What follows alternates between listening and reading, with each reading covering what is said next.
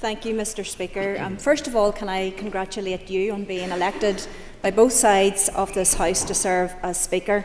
I know that you will carry out your duties with diligence, which you are known for, and with great dedication.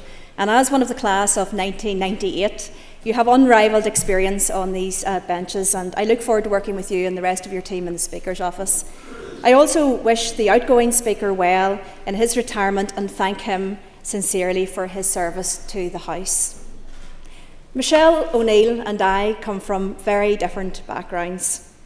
But regardless of that, for my part, I will work tirelessly to ensure that we can deliver for all in Northern Ireland.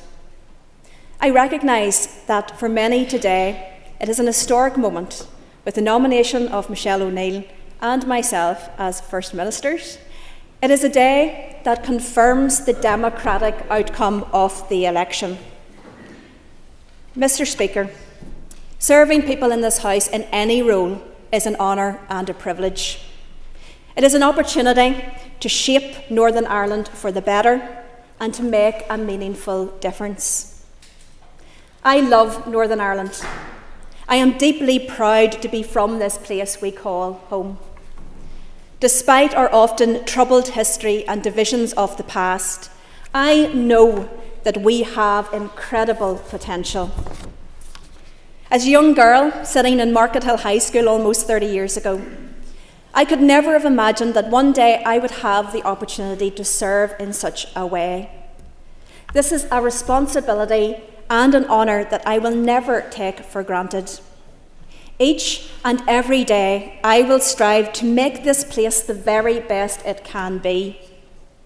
I thank Sir Geoffrey and Deputy Leader Gavin Robinson for their support by being here today, their leadership in getting us to this point, and for the great honour of being asked to step up and serve. Mr. Speaker, like so many across this chamber and throughout Northern Ireland, I grew up with conflict. As a child of just 11, I stepped outside my Market Hill home on a warm August afternoon to the absolute devastation from an IRA bomb. Seared within my experience is that haunting wail of alarms and of our emergency services. The carpet of glass and debris, the shock, the crying, and the panic that shook and destroyed that place I called home. I am thankful that our young people today do not have to face that terror that so many of us here did.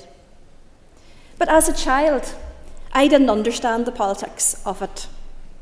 But I will never forget the fear, the hurt, and the anger. There are moments in each of our lives that shape us.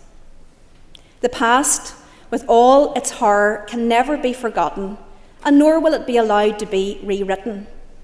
But while we are shaped by the past, we are not defined by it. The experience of my childhood gave me the drive and desire to make a different future, not just for myself, but to do all that I could and can to ensure a better future for all of us. Across this chamber, we have different political viewpoints and experiences. But what we also know is that the wee mummy waiting on her cancer diagnosis is not defined as being Republican or Unionist.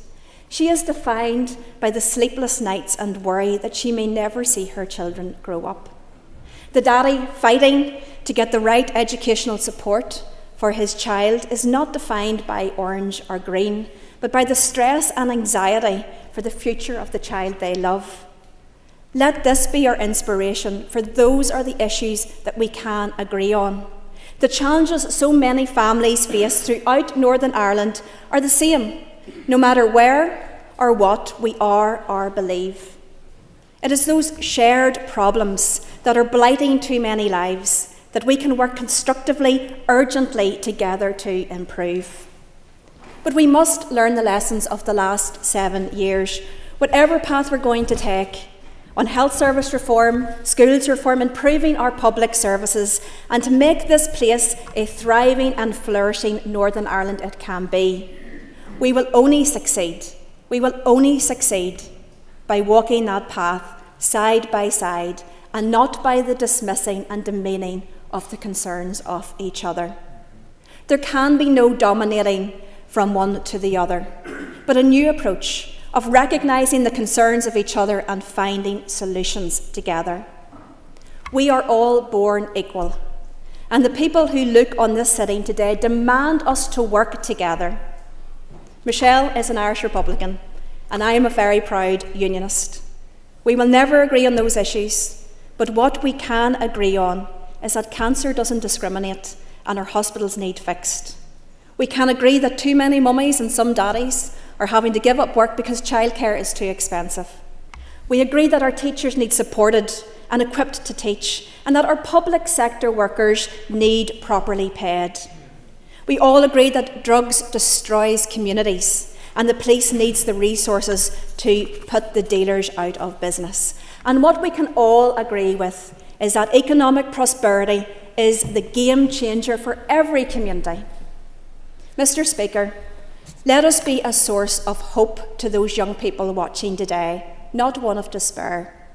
Let us prove that difference is something that can be a strength through recognition and respect. That difference need not be a barrier to progress and delivery. This is my pledge. I love this place we call home. I will work tirelessly for delivery for all the people of Northern Ireland from every background.